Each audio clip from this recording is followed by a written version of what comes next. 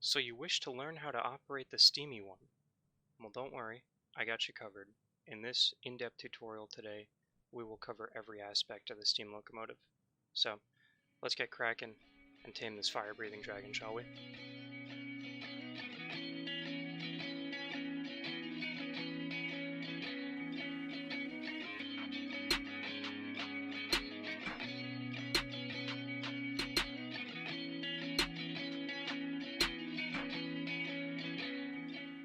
Alright, so a couple of things we're going to need before we get inside the locomotive, and those are the following. The tools to this class you will need are a shovel, a lighter, and an SH282 quick start guide. Now the guide isn't totally necessary if you're super tight on money. However, I highly recommend if you're an absolute beginner and you've never operated the steam engine before that you grab one of these. It is a complicated beast with twice as many control surfaces as any of the other two locomotives in the game combined, and it's a beast to handle. So if you're ever confused on what a control surface does in the locomotive, you can always quickly refer back to this very in-depth guide that Old Future made. And at some point, I'm hoping that my tutorial video for the diesel locomotive that I recently released becomes obsolete when Derail Valley does a much better job with a tutorial like this one for the DE6. Although, if you're interested in learning about the DE6, go ahead and check out my kind of cuff of the wrist tutorial on that one. I'll go ahead and preface this with that these are complicated, deep, vast beasts of machinery, and that this is not going to be like the DE6 tutorial. This is going to be long-winded and boring, and I'm going to try and put timestamps in the description for people who are just looking for certain bits of knowledge. But in order to make sure I cover this locomotive from end to end and make sure someone who's never touched it before can operate it like a pro at the end of this video, it's probably going to be like an hour long. I'm warning you guys in advance, but I promise you it is an hour worthwhile of your time. And you will operate this steam locomotive better than most everyone else once you have this knowledge. I have a little bit of real-world background with these locomotives as well, so I'll try and splice some real-world stuff in as we go to keep it fresh. Real quick, actually, before I take another step towards the locomotive, I'm going to splice in some footage like right about here that's going to talk about how to get the license for the locomotive, the quick start guide, the shovel, and the lighter. So I'm just going to stop talking here for a minute, let that splice in, and then we'll keep rolling. Sorry to interrupt our journey to the shop, but real quick I'm going to stop at the station office on my way and just quickly cover something real quick. So, in order to operate the 282 steam locomotive, you need the license, right? And I'm just going to quickly throw this down on the desk and we'll sit down and talk about kind of the specs of the 282 real quick. So this license grants you access to all the 282 steam-powered locomotives in Derail Valley. They are suitable for loads up to 1,000 tons. Now, if you're a psycho, I've seen people in the Discord pulling upwards of 2,000 to 2,500 tons, probably chaining two of these locomotives together, but you get the point. You're going to need this license if you even want to step aboard one of these things. It costs $50,000. I will eventually make a money-making guide for Derail Valley, but I do not have one out at this time. Time bonus deadline minus 5%, and that's basically all the stuff you need to know about the 282. So just make sure you grab your license from the licenses career manager thing at any station. I am personally at the harbor today, but I am gonna go ahead and work my way over to the shop now. By the way, if you're looking for the shop, here's the passenger station, right? And then here's the shop down the road. Most of these shops are either near the actual station office or near the passenger station down the road. The one in the harbor is here, so I'll just quickly get up on the train station. We're looking down towards the roundhouse over there. and there's the station office where you'd pick up your jobs over there, and if we look to our right, there's the shop. So that's standing on the station platform at Harbor. So now you know where one of the shops is. Also, the harbor is a great place to start with the steam locomotive because a bunch of them spawn here. So we come into the shop and we can purchase everything we need: the quick start guide, the shovel, and the lighter. And it will be a grand total of $450 for everything you need. So you need $50,450 to start this tutorial. But now that I've got that covered, I'm going to go ahead and cut back to me over in the roundhouse. I will see you guys there. Hoof, hoof, hoof, hoof, hoof. Alright, cool, welcome back. So, I'm hoping that you have all the tools you need for this class today. And now we can finally get this show on the road. I apologize for the delays. Let's get cracking. So the first thing we want to do anytime we touch one of these locomotives is we want to get up on the back of the tender, and in this build you can kind of just like this, right? Now I've been doing this for a long time, so I have a way I do it. Don't imitate me. Doing what I just did is better. Old Future did a great job with fixing the teleporting in Build 80, but old habits die hard, so this is how I get on the locomotive. I jump to the ladder, then I jump, press F, and teleport up here. This is how you used to have to do it.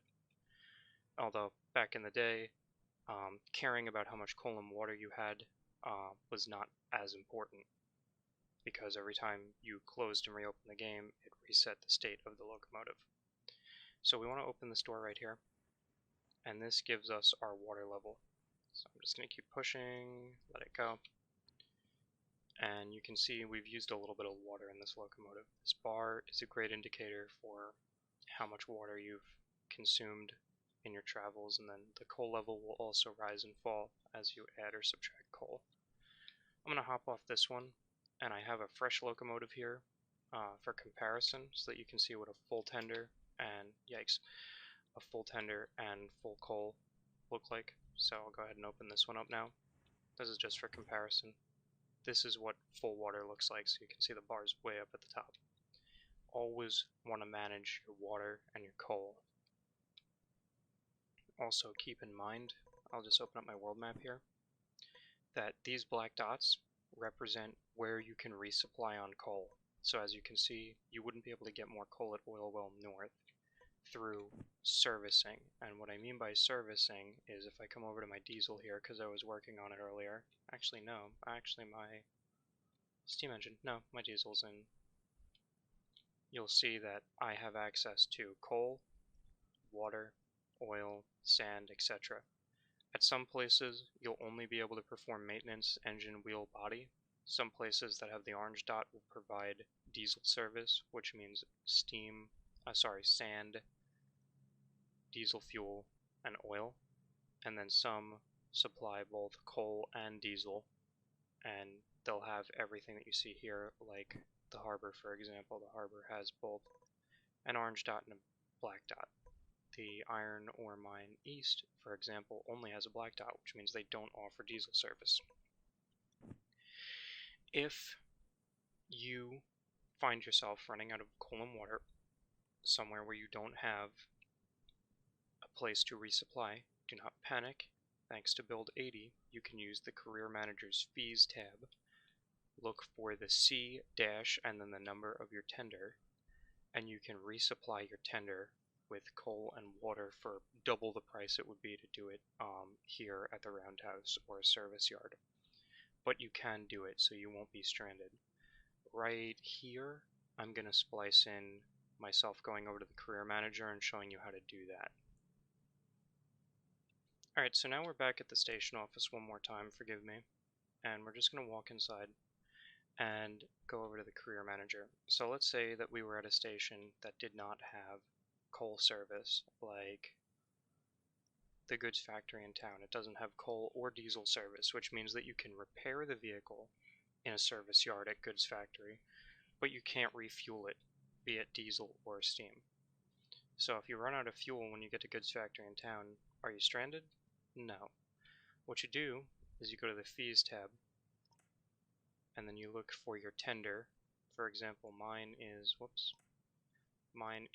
C546, and it would cost me $5,100 to refill my tender with coal and water here. Alright, well, that was one hell of a walk. I'm back at the roundhouse now with my steam locomotives, and we're going to go ahead and get back into the tutorial. I think that's all the route interruptions we're going to have today, hopefully. So, now we can actually get into the meat and potatoes of this. How the hell do you operate this thing? Well, we know we got coal and water, and we know that we have a good working locomotive thanks to going to the career manager. So the next step is just me making sure my water door is shut and checking one last time. And now I'm going to finally climb into the cab with you guys. So let's hop inside. And welcome to the steam locomotive's cab. Now some things you want to check before you touch anything in this locomotive, just like we did in the diesel tutorial, is you want to make sure your brakes, your train brakes, are released. You don't have a train attached right now, you don't need train brakes. Make sure your locomotive brakes are applied. Make sure your cutoff wheel is in neutral. Make sure your regulator, and I'll cover what all these do in a moment, is all the way back in the off position. And then very important, make sure all of these knobs are tightened down to the right, righty-tighty. Now you can turn these knobs by scrolling your mouse wheel, which is super useful. You pull your mouse wheel towards yourself to shut the valve. You push your mouse wheel away from yourself to open the valve. Most of these valves are extremely sensitive, and you're better off doing one click of your mouse wheel to open and close them, except the blower, which we will talk about later. Alright, now the other things we want to check inside the cab before we do anything is we want to open up our firebox, see if there's any coal in there, and then check our water level here in the water glass. Now this tells you how much water is in the boiler. At this time in build 80, cracking a crown sheet in a boiler is not simulated, so you can let this water level run down as low as you want, and when you run out of water, you'll just stop making steam and waste coal. However, in the future, if they do decide to update that, I would never let my boiler water level drop below these two rivets here. Usually, if the crown sheet boiler water level goes below half, you get what's called a boiler explosion, and it's just as horrific as it sounds. The one other knob I'll talk about here real quick is your fire out knob. That's this small one. Again, just flicking it with my mouse wheel, it'll fall back in place. This is like your off switch in the steam locomotive. If you get your firebox down below 200 degrees centigrade and you flick this a couple of times, it will splash boiler water on the firebox and put the fire out, and that is how you shut this locomotive down. Now that we've kind of briefly talked about all the controls, I'm going to go in depth and just kind of, while the locomotive is off, explain what they all do. And then we'll fire her up and start getting to the finer details. So, over here, you have your cutoff wheel. This is going to be one of the most important things we talk about today, because it's one of the least understood, I feel, when I watch other people operate the steam locomotive. So, very much like the reverser in the diesel from our last video, this is like your gear shifter in your car. However, think of the diesel like an automatic, and think of the steam engine like a standard or a manual transmission, right? So in the diesel, you just choose forward and you go, or you choose backward and you go, or you choose neutral, which is kind of like park, right? In the steam engine, think about the top. Now we're talking about going forward, just to clarify. That's the first thing I'll cover here, is as you pull the cutoff wheel backwards towards yourself, I'm using the mouse wheel, you are going in reverse now. If you push the cutoff wheel forward away from yourself, and this white line is more towards the top, you are going forward. And when the cutoff wheel is in the center, on that longest line, click, you are in neutral. Now the steam locomotive will still move in neutral if given power. That's why it's very important to make sure this regulator is in the back and locked position before we even give this thing fire. So, how is it like a standard transmission? Each of these notches is like a gear in your car, but imagine having a 6-speed transmission for reverse as well, right? So as we come all the way up to the top of the cutoff wheel, this is like first gear, right? So you have lots of torque, lots of power, not a lot of top speed. Then we have second gear, still torquey, but a little more top speed, and so on as we go up the gears like we would in a car to get into fifth or sixth gear, and that's kind of our cruising gear, right? Like you get on the highway, you're going 60, 75 miles an hour depending on where you live. You put it in sixth or fifth gear depending on what your standard transmission has, and you just kind of cruise. So once we get up to like a cruising speed, we're going to start pulling this cutoff wheel back. Now the one thing that's weird about the steam locomotive in comparison with a car is, unless you have a very high horsepower car, you don't normally start off in, say, second gear, right? Some 1,000 horsepower cars, when they're just driving around the neighborhood, will launch in second gear so that when they roll off a stoplight, they don't do a burnout. I'm not exactly sure how intelligent that is, but I have seen friends with high horsepower cars do it. So just for the sake of example in this educational scenario, maybe that'll help you understand.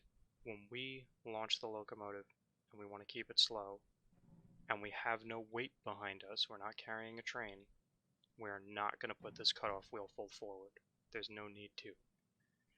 Another thing I'm going to talk about real quick is explaining this concept is very important, so I apologize if it's long-winded and boring, but if you want to truly master the steam engine and not just read this little tutorial guide here, this little book, and know, okay, that opens the firebox, and, you know, that makes the train go forward, then that's what this is. And like I said at the beginning, I'm sorry that this is going to be a pretty long-winded video.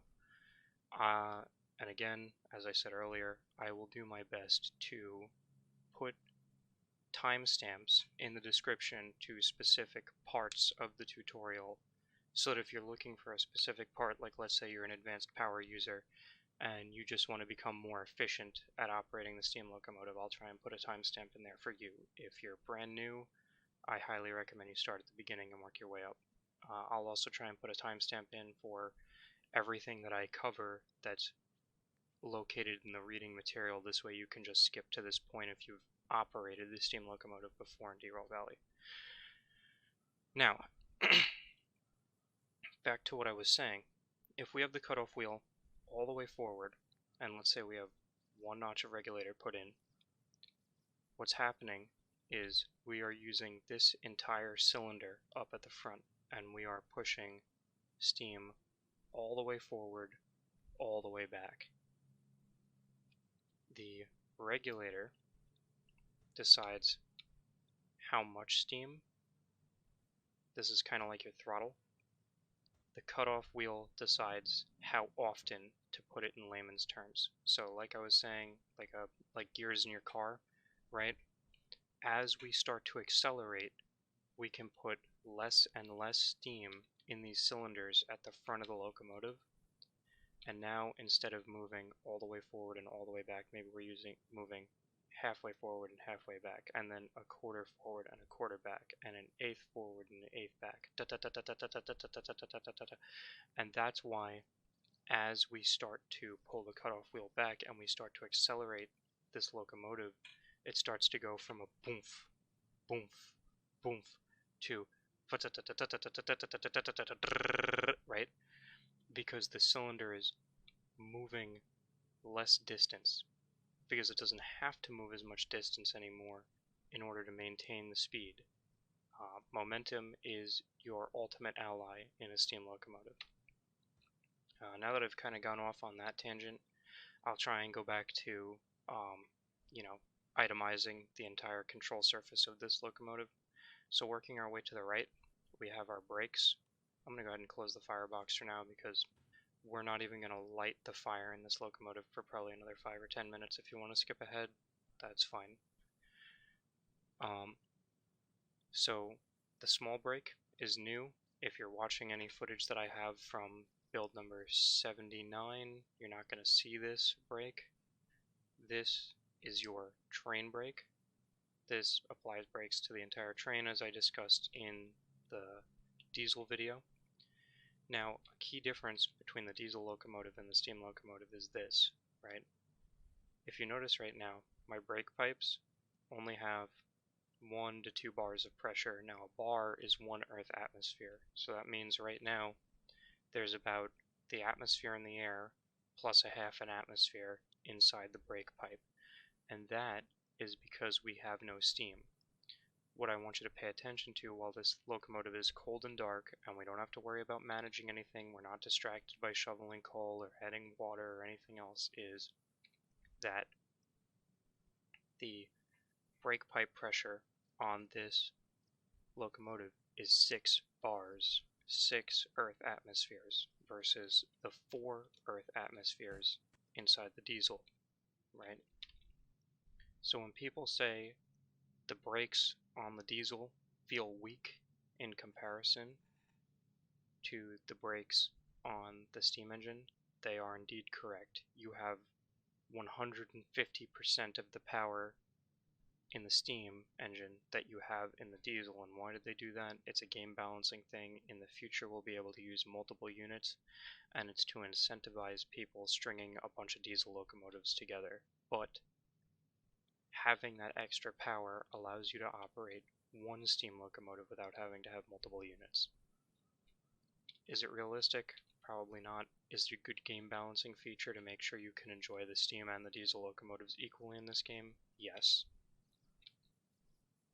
So there's your brakes. There's a good understanding of them. What I will do, let me see. Yeah, so what I will do once we get this locomotive nice and hot is I will apply the train brakes to everything, max emergency service brakes, and show you how far down this brake pipe gauge goes and how long it takes for it to come back up. And remember that that is how long you're going to have to wait if you apply full train brakes and then release for your brakes to come undone so that you can start accelerating again. So just like with the diesel, use train brakes sparingly. I'll try and not go too far off on a tangent like I did in the last video on that. Down here, I'm going to crouch for this one. We have our sander, right? So you pull this lever towards yourself, you apply sand, you push it away from yourself, you stop applying sand. This gauge indicates how much sand you have on board. As you can see, I don't have a whole lot left right now. This lever right here, you drop it down, and what it does, sorry, is it opens vents. I don't think they open on this locomotive, I don't think they're modeled, but it opens vents on the bottom of the locomotive's firebox, which allows moving air as the locomotive goes to induce a draft in the firebox. And what inducing a draft does is it makes the fire hotter. More air means a hotter fire. Now, a layman's way of thinking about the draft inducer is it is a turbo, right? You are using energy that you have already created moving the locomotive rather than exhaust gases like a turbo uses to generate more power. But it requires power in the first place in the form of motion above 20 kilometers an hour ideally to start helping you build firebox temperature, which will help you build steam faster, which we will talk about later. Moving back to the controls. Again, we've talked about this one a couple of times. This is your regulator, also known as the throttle. This decides how much steam you are pushing at any given time from the boiler to the cylinders by volume, right? Rather than how often the cylinder moves back and forth.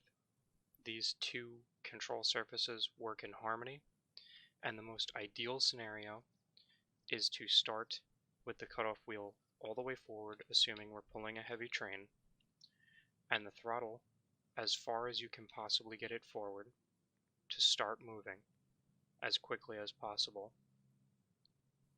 and then slowly begin to pull the throttle back one notch at a time and pull the cutoff wheel back.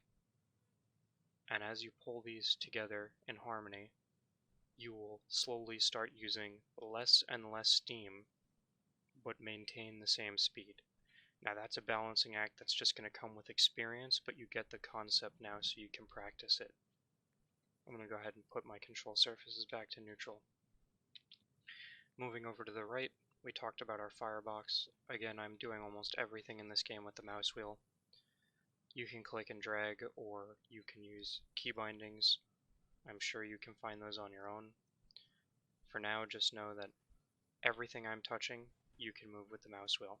So just go ahead and experiment with that a little bit. We open up the Firebox. We shovel coal from the tender into the Firebox. Pretty straightforward. I don't think I really need to go into any more detail on that. Now, we talked about the water glass earlier. This is how you add and subtract water from the boiler. The water glass is a gauge, the boiler is the big deal. So if I have too much water in my boiler, and again, this is something that Derail Valley doesn't simulate right now, but it can become a problem for you in game, is if I raise the water glass all the way up, under certain lighting conditions you can look at this and wonder, is it full or is it empty? A good way to check this is to go to the water dump knob on the far left, crack it, and just wait. If you hear water, which I was trying to be quiet so you could hear it, you're full. If you don't hear water, you're empty. If you let it run for a little while, as you can see, my water level is decreasing. Don't be concerned about the name water dump. What it does is it puts the water back in the tender. It doesn't dump the water on the ground. Other control surfaces that are notable are, as I said, the injector. This control, as rotated, will gradually increase the amount of water going from the tender into the boiler. And then, of course, like I said, the water dump does the opposite. The other major valve you need to pay attention to is the steam dump valve. We're probably never going to crack this more than 1 or 2 notches at any given time, but this allows you to vent steam out of the sides of the locomotive if your boiler pressure gets too high, measured in bars right here. Think of boiler pressure like potential energy or how much gas you got in the car. Actually, no.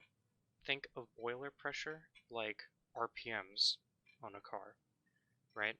So the higher the RPMs, the more as you let off the clutch in, say, like a standard transmission car, the harder it's going to yank, right? So we're building up all this energy, and then we're releasing it with the regulator to make us move. So if your boiler is at 18 bars and you give 1 notch of throttle at full cutoff wheel forward, you will launch forward if you have no weight behind you. Whereas if we were at, say, 6, 9, maybe 12 bars, and we gave half cutoff wheel and like 4 or 5 notches on the throttle, we might slowly crawl forward. So remember, your power is directly linked, or I should say your torque is directly linked with how much steam pressure you have, and this pressure will fall as you use it, and the rate at which it falls depends on how hard forward you push this regulator and this cutoff wheel. Alright, I think I've covered all the control surfaces in depth now, thankfully. Finally, this video is getting really long and we haven't even lit the fire in the box yet. So, the next thing I'm going to talk about real quick, just because I kind of breezed over it, is this little teeny tiny gauge here. I feel like this is one of the most overlooked gauges in the entire locomotive. This is your firebox temperature measured in centigrade, or Celsius, or science numbers, whatever you want to call it, right?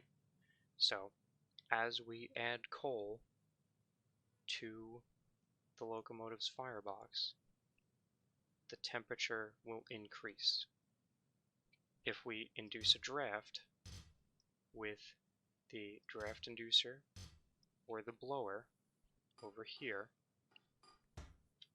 that temperature will increase faster. Now there is no way to make the temperature decrease faster, so think of it like adding powder to a drink. It is very easy to add and it is very hard to subtract. Now, another thing I'll quickly breeze over here because I didn't really cover it is the blower. So think of the vents like a turbo, and think of the blower like, well, a blower or a supercharger.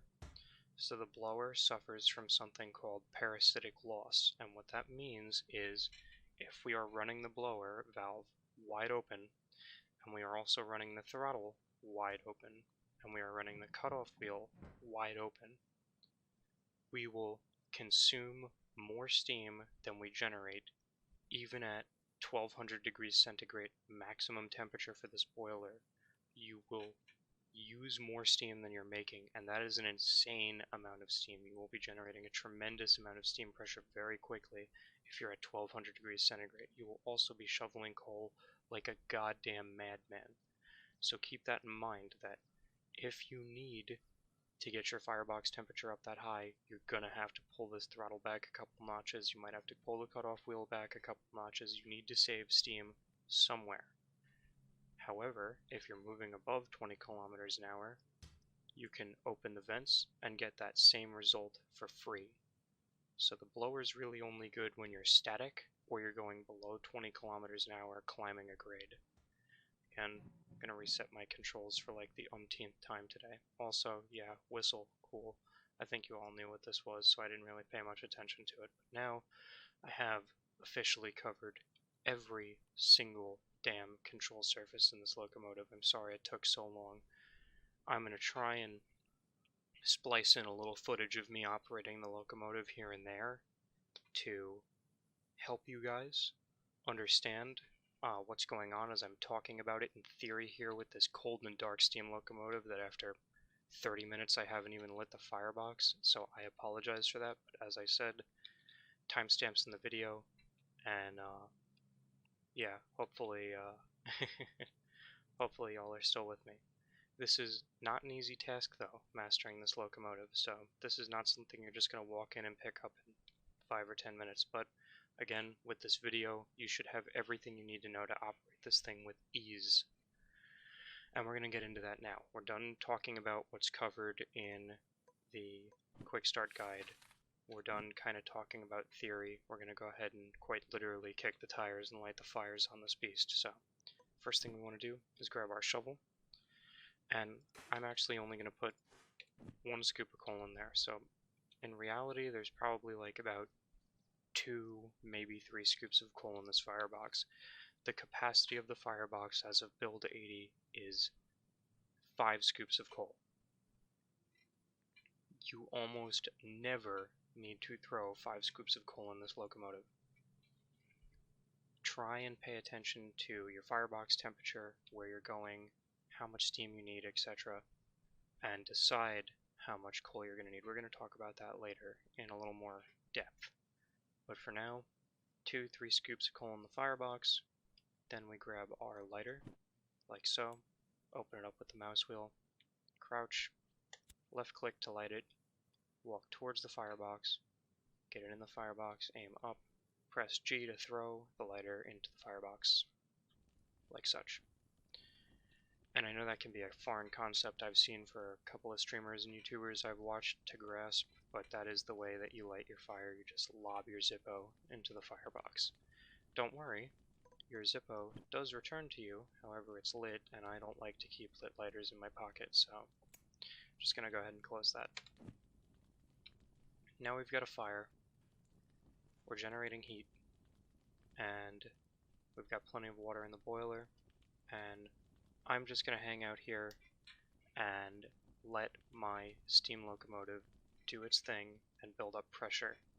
Now I probably could have covered all of this while the steam locomotive was warming up, but I wanted there to be no distractions when I was talking about the controls. I didn't want to interrupt myself by shoveling coal into the firebox or managing water pressure. So I decided to do this cold and dark, and I apologize if you're finding this boring, but we're really starting to get into the meat and potatoes now, boys. So I will be back in probably 2 or 3 minutes when the locomotive is nice and hot, probably has somewhere between 9 and 12 bars of pressure, and I will see you then.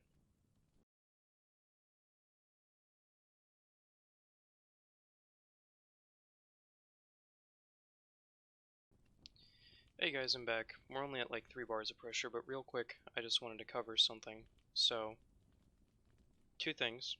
One, the coal I had in the firebox might have been a little wet. I might have not scooped enough coal into the firebox.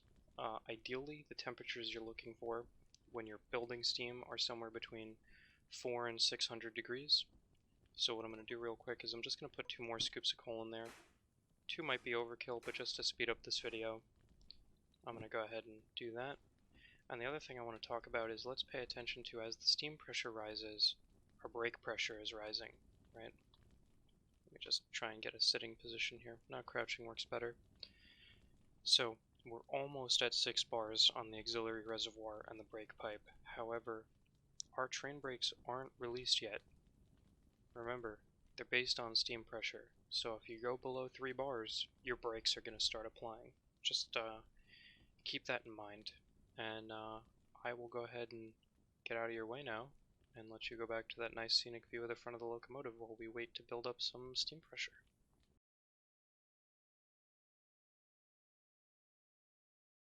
So I went out, smoked a cigarette, had a hamburger, you know, took in the sights of the harbor, and I'm back at my locomotive now, and it looks like we got about 10 bars, 11 bars of pressure, which is good. And if we look at our brake valves, we've got 6 bars on both, so our train brakes are released now, as they should be. We've built up enough steam. That little ding lets us know that our firebox is no longer really generating heat, and our water level is just about at the halfway mark. So I'm just going to hit the injector here and bring that back up. And I'm going to go ahead and open up the firebox. And I'm just going to throw maybe 1 more scoop of coal in there for now. Go ahead and close that back up.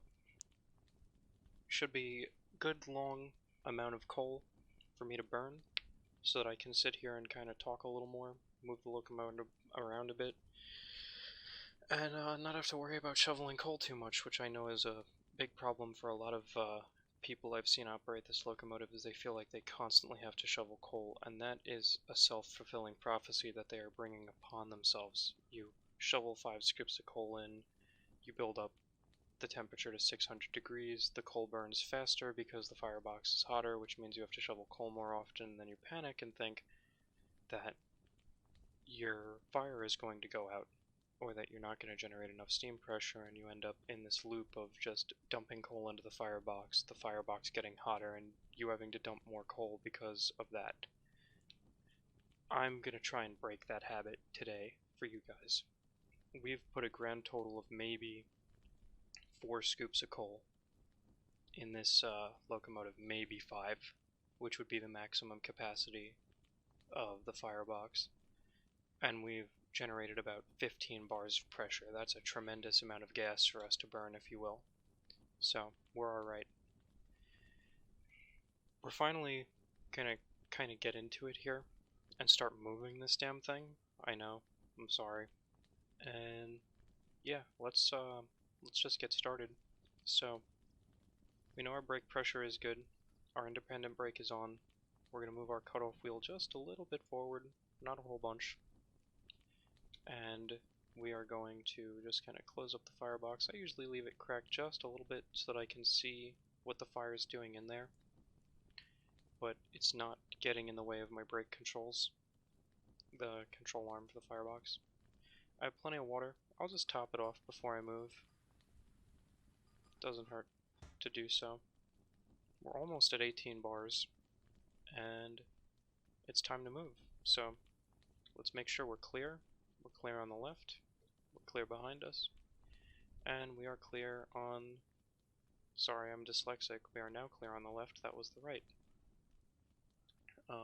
As there are things that you can bump into in Derail Valley that explode, it's always good to do this. So, in real life, you'd be more worried about bumping into people, but here we're worried about bumping into exploding oil tankers. Gonna kick my brake off now. I have my cutoff wheel set, and I'm going to apply 1 notch of throttle using my mouse wheel. And just kind of lean out the locomotive and gently let it roll forward. I don't have to go very far right now, so I'm not worried about moving a whole lot. Now I can add more, get it up to like 3 notches. Now we're moving. Put it back in idle. And we're just going to roll onto the turntable now.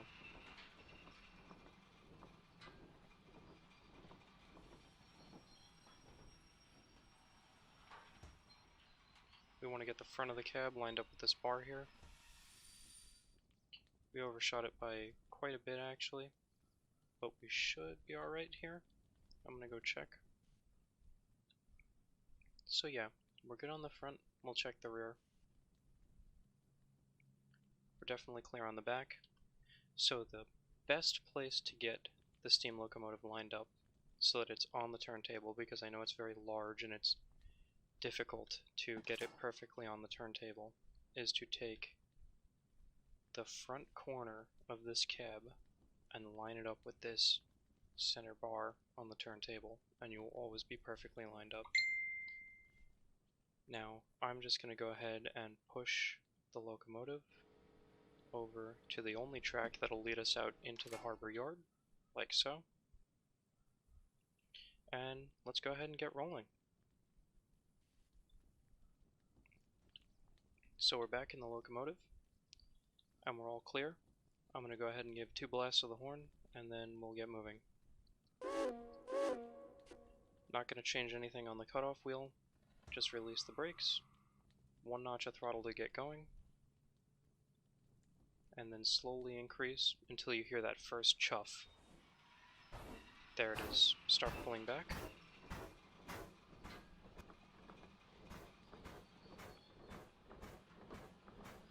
And I'm going to start pulling my cutoff wheel back now.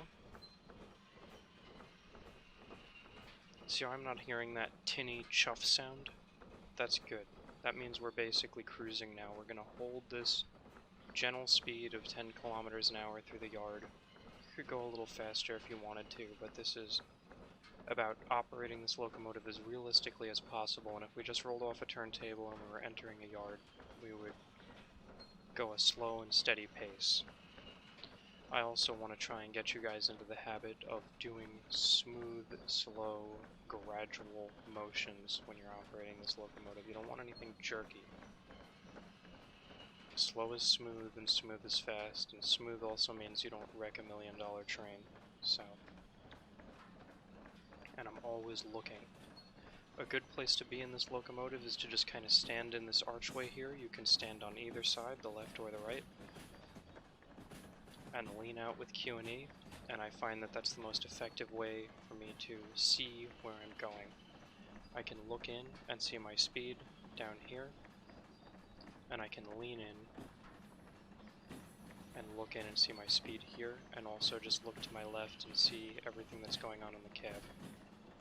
I'm going to go ahead and bring the locomotive to a stop now.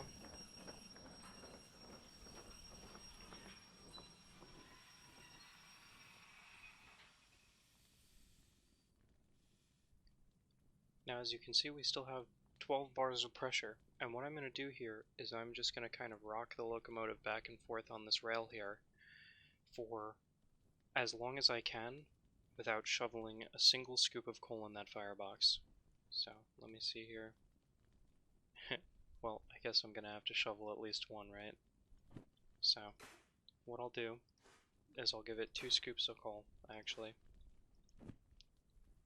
I'm being a little stingy with the coal today, so. And now, I will do my best not to touch that firebox, and to not touch the boiler, and just see how much we can do in this yard without running out of pressure. Now what we're going to do now is this time when we move in reverse, we'll throw the cutoff wheel all the way back, and we'll push the throttle up a couple of notches and I can show you what happens. I'm just going to move some switches real quick. Alright, I'm back from flipping all my switches. Let's climb back aboard. Alright, so go ahead and kick the brakes off now. Cutoff wheel in full reverse, maximum torque. Think about it like first gear. We're going to push the throttle to probably notch 3 and just see what happens. 1, 2, 3.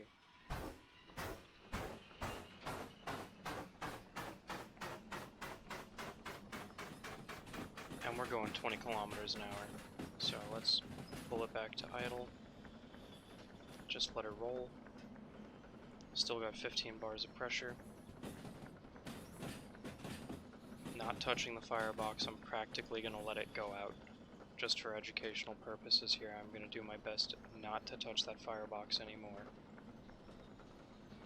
That's why my fire's going out. My draft inducer was open. So we should see very different results now that the draft inducer is not open. I was basically blowing my fire out.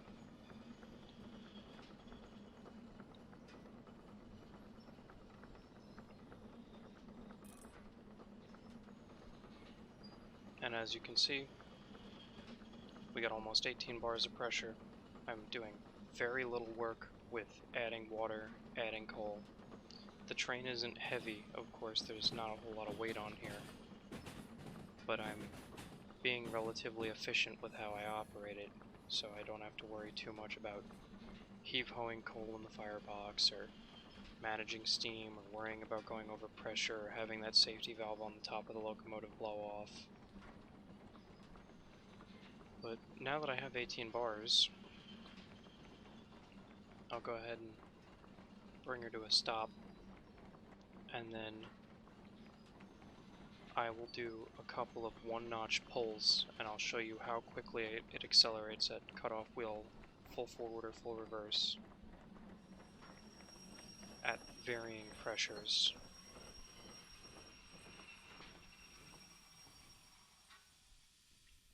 So now we'll go cutoff wheel full forward, kick the brakes off. We're at 18 bars of pressure, one notch, that's all I'm giving it. Let's see how long it takes to get up to 20 kilometers an hour.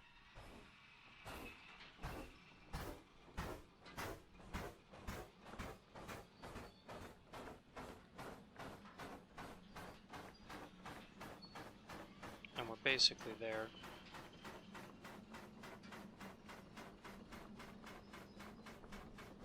Alright, I'm going to go ahead and start pulling it back in a minute. And we've used very little steam. The majority of the steam that we used was because of our cutoff wheel position. I'll go ahead and bring it to a stop. And now what I'll do is I'll bleed off some steam using the steam dump valve. As you can see, it vents steam out the sides of the locomotive. This is good to do when you have an excess amount of steam. I would never use this setting though.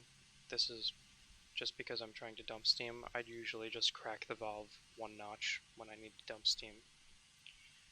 I'm going to get it down to about 6 bars for examples purposes. And then I'm going to go ahead and give it one notch again, and we can see the difference. Probably let it go a little lower than 6. I don't want my brakes to turn on though.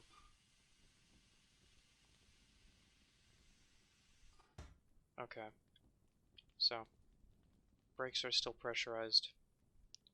We're a little lower than 6 bars, about 5 bars. Cutoff wheel is full forward. I'm going to take the brakes off.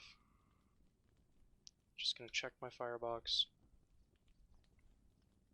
And now, again, same concept. One notch forward on the regulator. Cutoff wheel's full forward. We're going to see how long it takes us to get to 20, if we get to 20 at all. Noticing a big difference already, aren't you? That's strange. Why isn't the locomotive going? Why are we using steam so fast? Pressure is relative, my friends. So,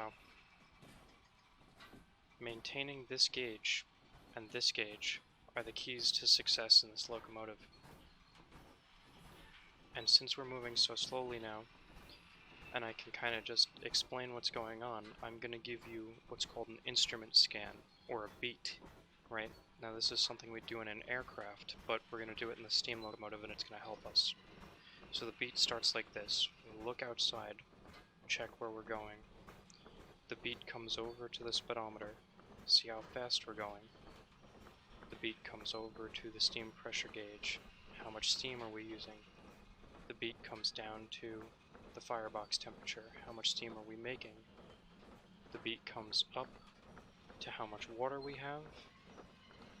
The beat comes over to what the firebox looks like. And then the beat repeats back to looking out the locomotive. So it looks like this. 1, 2, 3, 4, 5, 6. 1, 2, 3, 4, 5, 6. Now you don't have to do it that fast, and you don't have to do it in that order, but this is the habit you should get into. What's the speed sign up ahead say? How fast am I going, right? That's your usual 2-beat that you'll do in any locomotive. How much steam pressure do I have? How much am I making? How much water do I have? Did my fire go out? And every now and then, I have it kind of condensed down to 3 beats, right? So I'm looking out the locomotive, I'm also looking at my speed and my peripheral vision as I'm going. I'm looking over at my gauges, just kind of scanning all 3 at once. I can also see my firebox. I see flames, so I know my fire didn't go out. Back over here, looking out the locomotive, checking on what's going on, looking at my speed. Checking here, checking my firebox. Oh look, my water's a little low. I'll go ahead and raise that.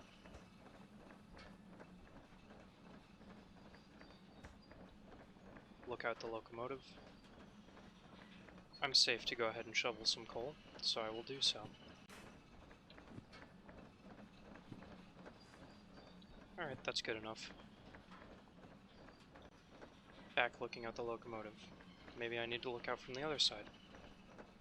And this is where knowing the keybinds to the different controls on the steam locomotive comes in handy, because sometimes operating the surfaces from this side becomes difficult. So let's go ahead and bring it to a stop now.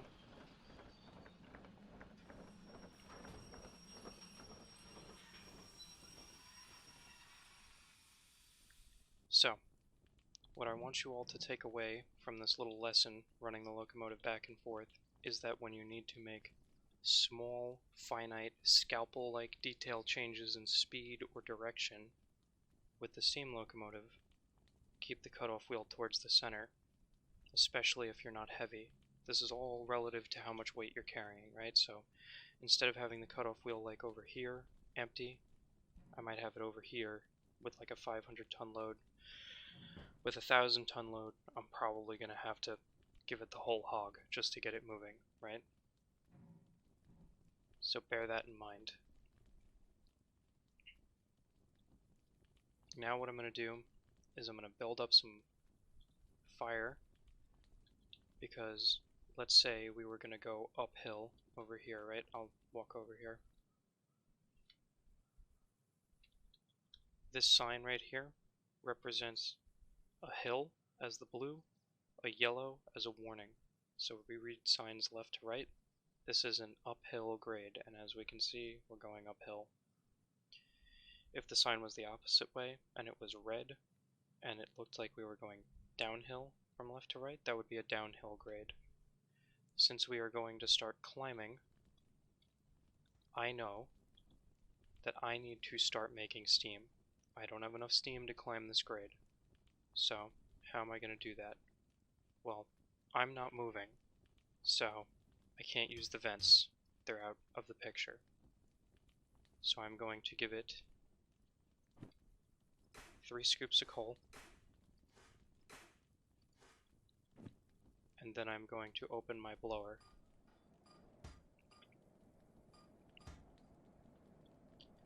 blower is going to create a draft, and that would allow me to climb the grade, but we are going to go backwards. We are not going to climb the grade today. So now I have my cutoff wheel full reverse, and I have my regulator one notch. Now I'm imitating, let me take my brakes off, sorry about that. I'm imitating, say, climbing a grade and accelerating, but for educational purposes and to do this in a vacuum, I'm going to do it on flat terrain. So, as we move along here, I'm going to slowly introduce more and more power to the locomotive.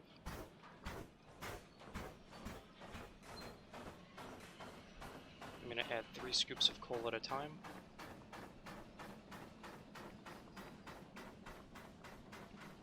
Actually, for this example, I will use 4 or 5. Just give it a full firebox. The firebox temperature is rising. We're accelerating. I'm going to give it more throttle, and I'm going to start rolling the cutoff wheel back towards center. And you're going to notice we're going to start accelerating. So just like shifting gears in a car, and I can even pull some power out now, and we're still going to keep accelerating. Pull more power out, we're still accelerating. Pull more power out, we're still accelerating. And we're going 40 kilometers an hour. It's time to stop.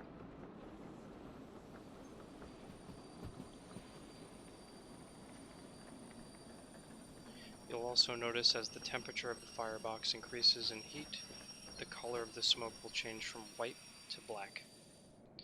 Now we only got the firebox up to about 600 degrees there, and the way we controlled it and didn't let it run away to 1200 degrees and make it so that I had to shovel coal like a madman constantly was by not letting it climb, by not adding all 5 scoops of coal.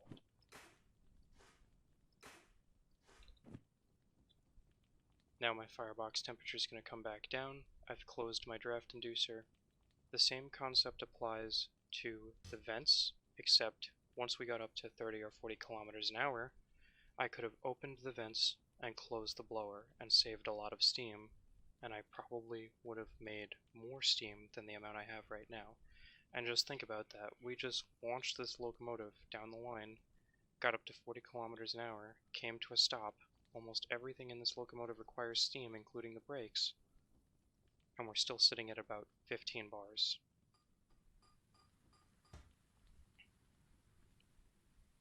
So,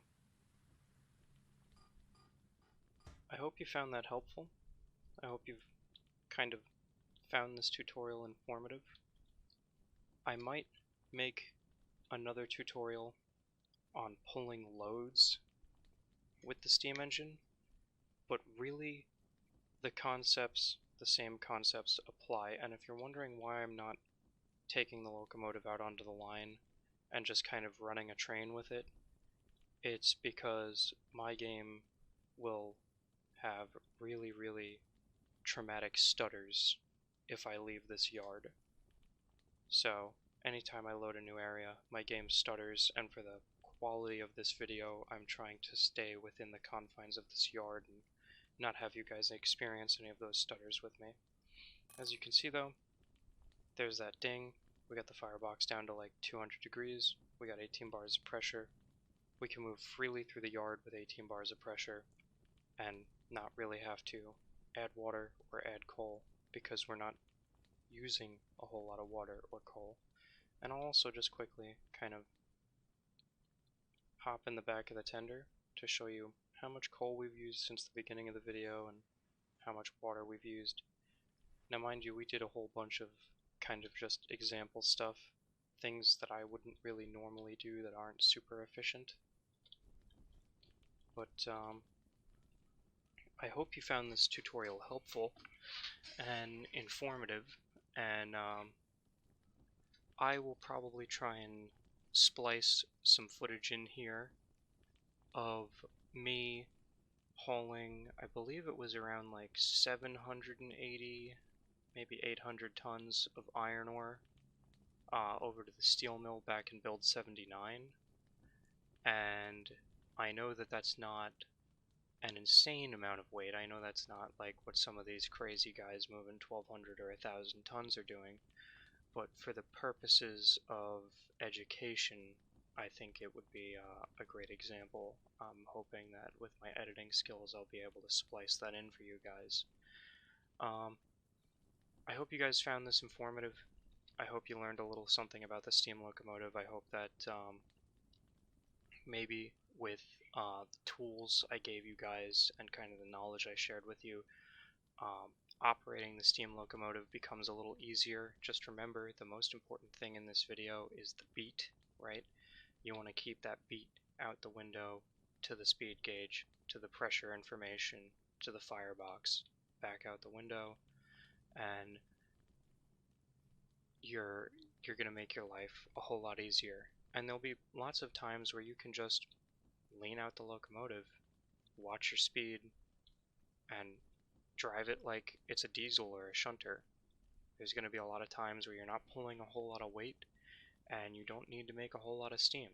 And as long as you control the locomotive and you don't let the locomotive control you, you will find, in my opinion, I find bliss operating this locomotive.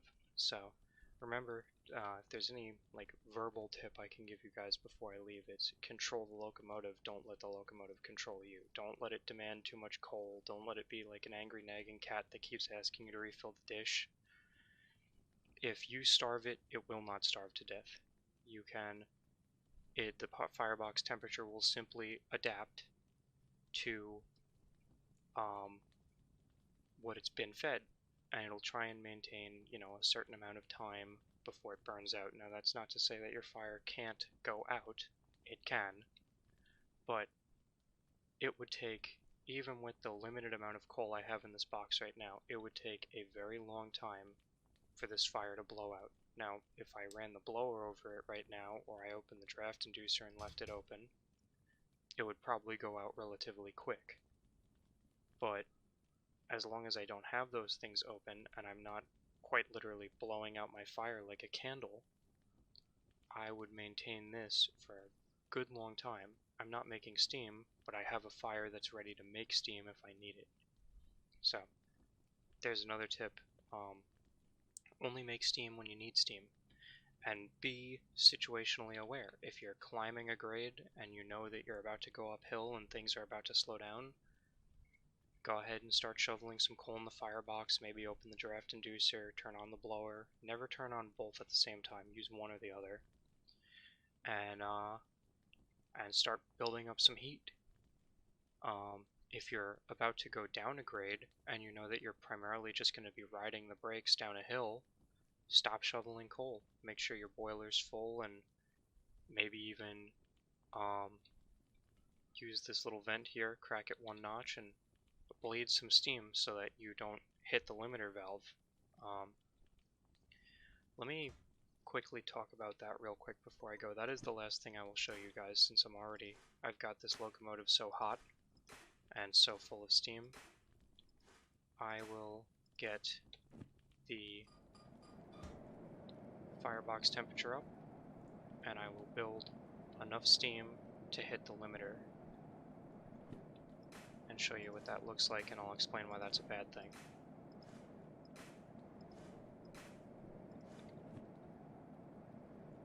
So now I'm doing the complete opposite of what I was recommending you guys do, and this is the way I see a lot of people operate the steam locomotive, is just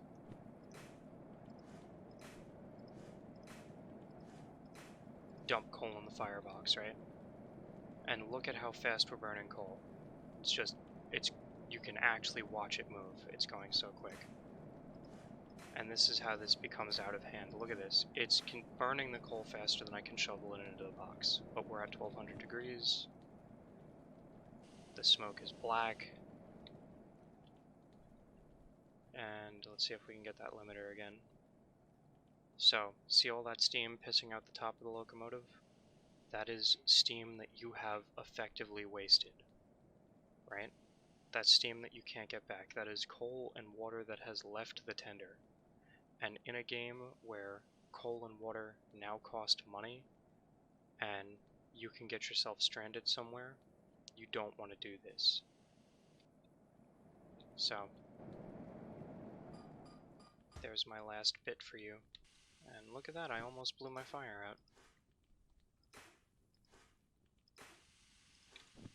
So, I'm going to let the temperature come down now. I almost boiled off all my water. And as you can see, that can very quickly get out of hand.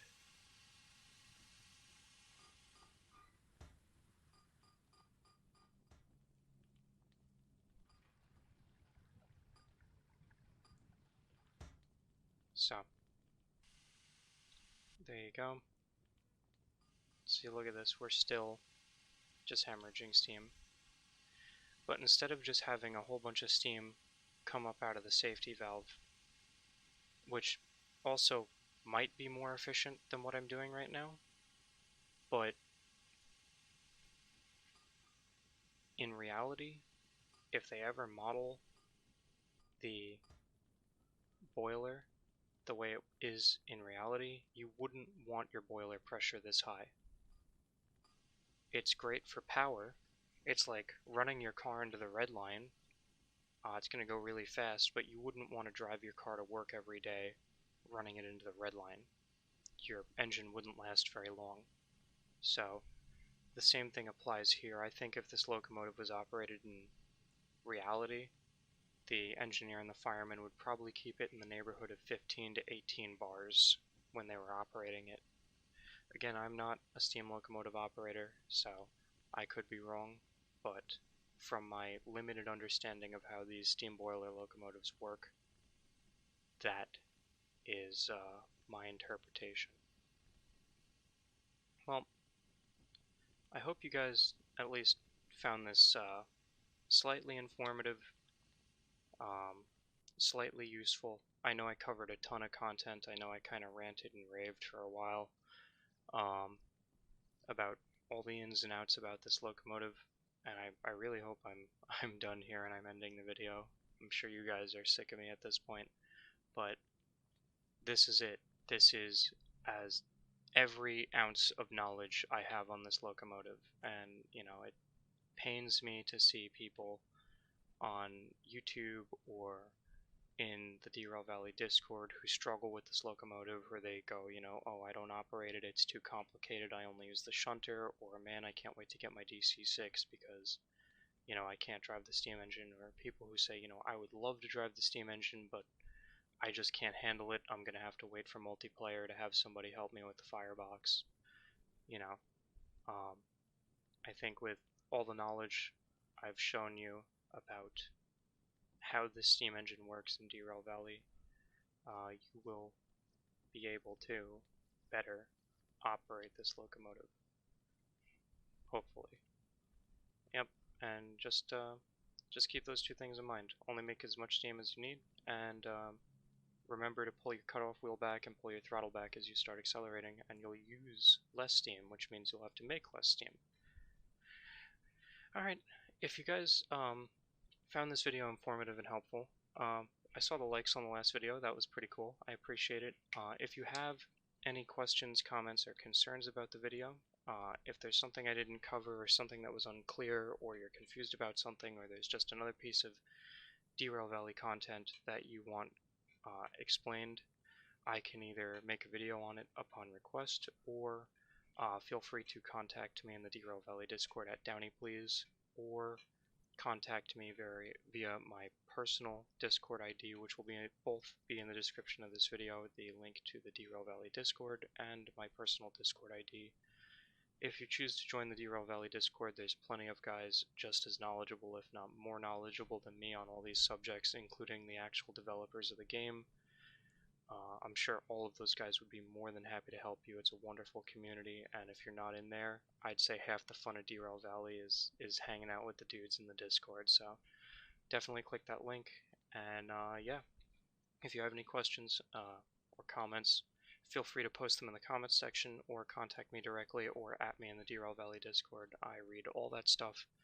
I saw some of your guys' stuff on the diesel video I made, and I just absolutely loved it, and it really inspired me to push through tonight and just get this done. It may not be at the production quality level that I wanted, but I feel that it's going to be good enough, and you guys need this. You guys needed this Steam tutorial video yesterday, not tomorrow. So I'm just going to push it out and let it be what it is. So with that, thank you very much, and hopefully I will see you guys in the next video, whatever subject it may be on. Feel free to jump in the comments section and ask for anything covered that you may not understand.